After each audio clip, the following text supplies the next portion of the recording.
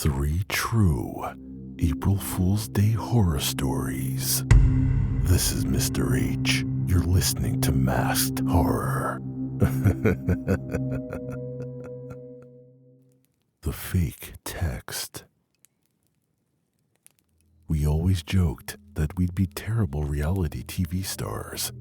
I mean, we loved watching it. 90 Day Fiancé, Love is Blind, all of it. But it was our secret thing. My boyfriend Jay would never admit that to his friends. He had this whole macho image going, worked construction, drove a truck, drank black coffee. But at night, curled up on my couch with his arm around me, he'd whisper theories about who was going to cheat next on Temptation Island. It became our guilty pleasure, our thing. So on April 1st, I sent him a joke text. I know what you did. Don't bother coming over. I'm going to tell her. It was a direct quote from one of the crazier episodes we'd watched a few nights before. The kind of drama bomb that usually made him laugh and respond with some dumb meme. I even threw in the crying laugh emoji. But this time, he didn't reply. At first, I assumed he was just busy, maybe at work, or maybe he wanted to play along and prank me back later. But as the hours passed, I started to feel it, that strange tightness in your chest when something just feels off. I called, no answer. I texted again, nothing. By that night, his phone went straight to voicemail. I didn't want to seem clingy, so I gave it a day, then 2, but the silence kept stretching. And here's where it really got weird. His social media accounts vanished, like gone, not deactivated, deleted. Our messages on Instagram, all the comments he'd left under my posts, they just disappeared. I called his job. They said he stopped showing up. No notice, no explanation, just gone. At first, I thought maybe I'd pushed the joke too far. Maybe he thought I was accusing him of something and freaked out. Maybe I scared him off. But the truth was so much worse. My friend Amy is the internet stalker every girl needs in her life. Give her a name and a photo, and she'll pull up school records, a cousin's wedding registry, and what time your mom clocked into Facebook last week. It took her 3 days to find him. A new Facebook profile, a different last name, and a wife. A real one, not a girlfriend, a wife with 2 kids and the dog. That's what made me feel sick. I remember our first date so clearly. He brought a golden retriever named Cooper, said he was his best friend, told me Cooper was the only stable relationship he'd ever had. I loved that dog. And now here he was, in photos, licking the face of a toddler who looked about 2 years old. That's how long he'd been lying. I felt like the air had been punched out of me. I didn't tell anyone else for a while. I just watched. I checked that profile every day, hoping maybe it was a mistake. Maybe this wasn't my Jay, but I knew that dog, and the voice in the back of my head wouldn't shut up. Why did he disappear like that? Why not just ghost me, block me? Why erase everything? Then Amy found something else. A forum post buried deep in a thread about cheaters and secret families. Someone talking about a man in our area who would date women under a fake name, use burner phones, disappear without warning when he thought he might get caught. It was the same guy, same dog, same face.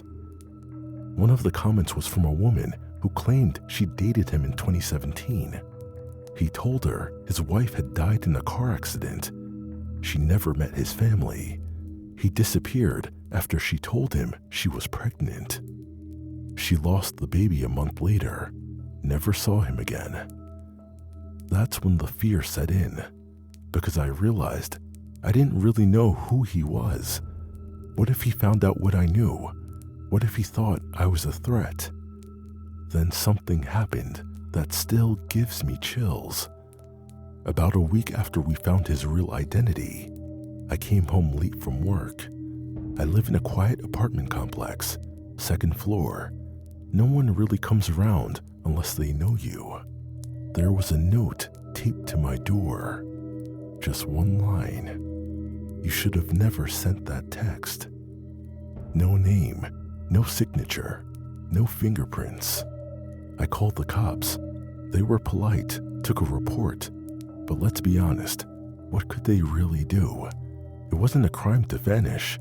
It wasn't illegal to lie. I changed my locks, I got a camera, I even moved apartments 2 months later. But sometimes, I still see a truck that looks like his parked across the street. Sometimes I think I hear Cooper barking outside my window. And sometimes, when I check my phone late at night, I see the bubble, that typing bubble, just for a second. Then it disappears.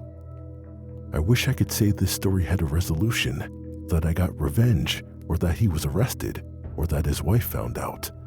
But he's still out there, still smiling in family photos with the dog I thought was mine, still playing the role of perfect husband and father while I sleep with the lights on.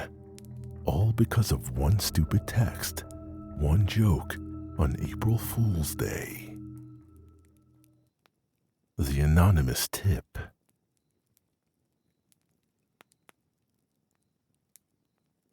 We were the seniors everyone envied, the top of our class, early acceptances.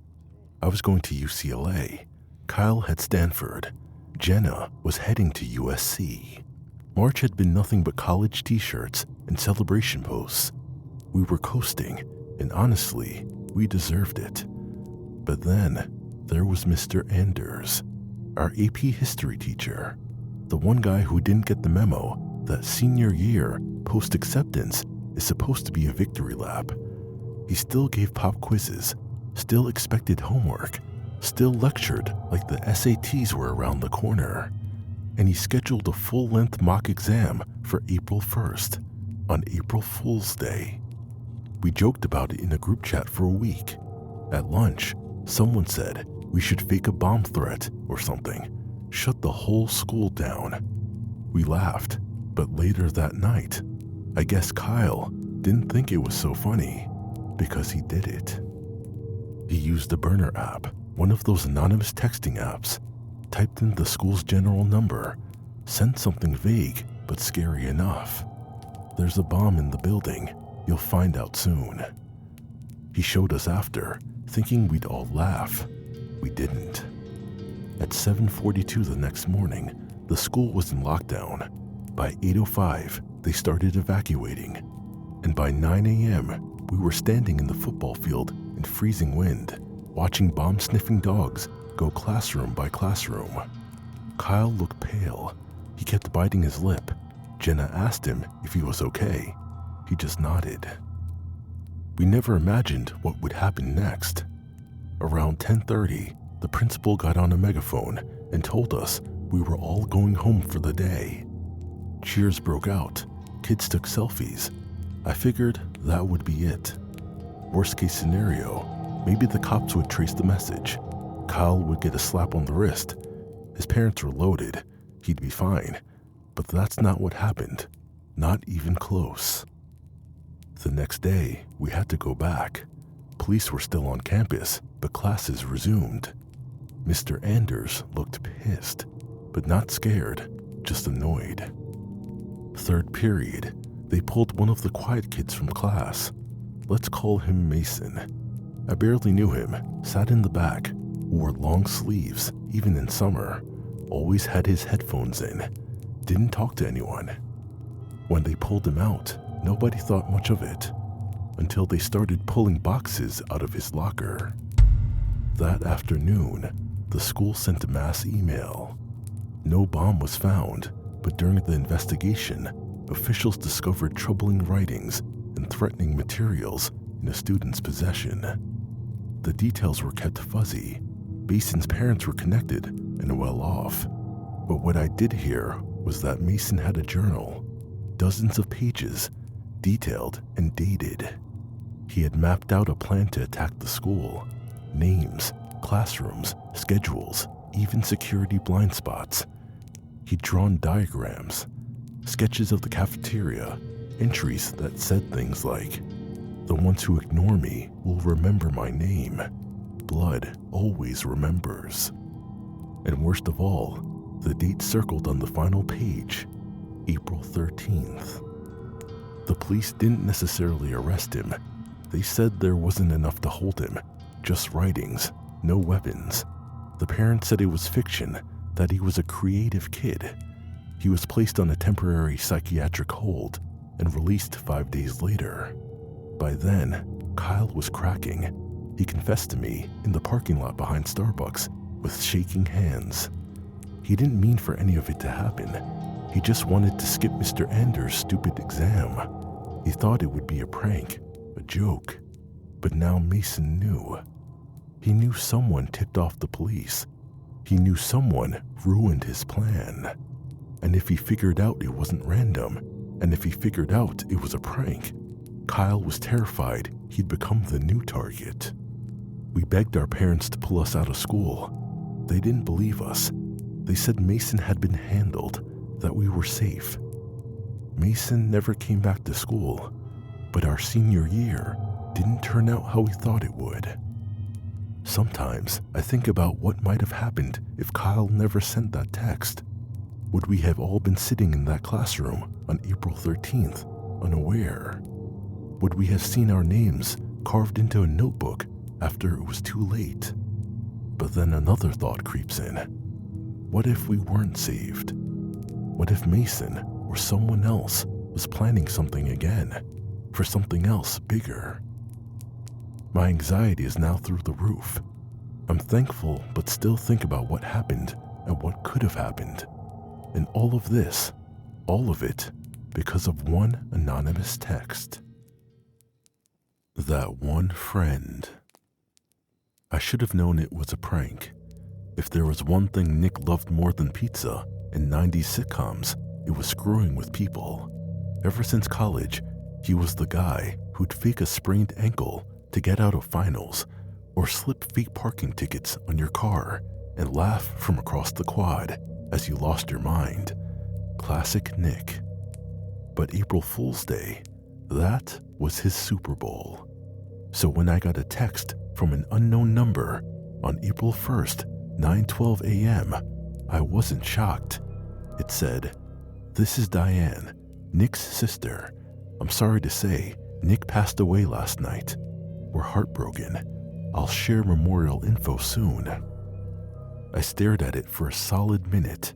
I didn't even know Nick had a sister named Diane, and the tone, it was too formal, too copy and paste. I immediately screenshotted it and sent it to our college group chat with one word, Nick, with a question mark. People started chiming in. Is this another one of his bits? Betty's watching us freak out right now. Not funny if it's real, bro. I called him, straight to voicemail. His Facebook profile went dark. No new activity. Then someone found the link, an obituary, posted to a local funeral home's website. A real one, photo and everything. Nick T. Smith, 44, of Denver, Colorado, passed away suddenly in his home. He was a beloved friend, brother, and uncle. Services to be announced. And then I started to panic, because what if, just what if, it wasn't a joke? I called his number again that night. No answer. Next morning, I messaged Diane. She left me on red. Then something happened. The funeral home took down the page. Gone. Vanished. We didn't hear anything for 2 days. Total silence. Then on April 4th, I got a text from Nick's actual phone. "You guys suck at mourning. You're all getting coal for Christmas." I wanted to kill him. He'd spoofed his own death, faked a grieving sister, used some shady website to generate a memorial page. When I called him, he was giggling, said he wanted to see who actually gave a damn, said it was a social experiment. said death was the final punchline. I didn't laugh. None of us did. He played it off, but I think the silence got to him more than he let on. After that, things changed. We still saw him sometimes, weddings, birthdays, but he pulled back from the group, got quieter, more distant, said he was working from home, freelance stuff, that he was going towards a minimalistic lifestyle. I haven't heard from him in 6 months when I got the call. Real this time, from an actual detective. Nick had been found dead in his apartment, alone. Gas leak. They said he'd been cooking, and something faulty in the old oven caused a slow leak. He probably didn't notice, passed out, never woke up. The neighbor only called when the smell started creeping into the hallway. It had been 3 days. The worst part, no one believed it. Jenny actually laughed when I told her, said, "Oh my God, he's doing it again." Someone in the group chat replied with a gif of the Grim Reaper knocking on doors. But after some time went on, it finally hit us after everyone started talking and getting the full story in picture. This wasn't a joke. There was no second text, no gotcha, no Diane, just the body and silence. I went to his funeral. It was real this time. Open casket. He looked peaceful, still, like he might pop up and yell, "Got you," at any moment. But he didn't. And when the priest said, Nick had a way of reminding us how short life can be, I felt my throat close up. Because he had, in the worst way possible. Here's what haunts me. The night before he died, he posted something weird. It was just a black image on Instagram with the caption, "Sometimes the punchline writes itself." No one liked it. No one saw it until later. Was that a warning? Was he spiraling? Or did he think death wasn't real? Because for a while, he made it so. A year later, I still check my texts expecting one from him. I still pause every April Fool's Day, waiting to see what new insane thing he's cooking up. But now, there's just silence. I took a visit to his grave last week, brought a fake parking ticket and tucked it into the flowers. Felt stupid, felt sad. I miss him. His dumb jokes, his weird laugh, his way of making you feel like life wasn't so serious all the time. He always said, "If you can't laugh at death, what's the point?" I miss my friend. I just know he's up there now, messing with some poor angel's coffee, hiding halos, slipping banana peels on clouds. Oh, he would find a way. Or messing with a long-lost relative. Because knowing Nick, yeah, he probably is.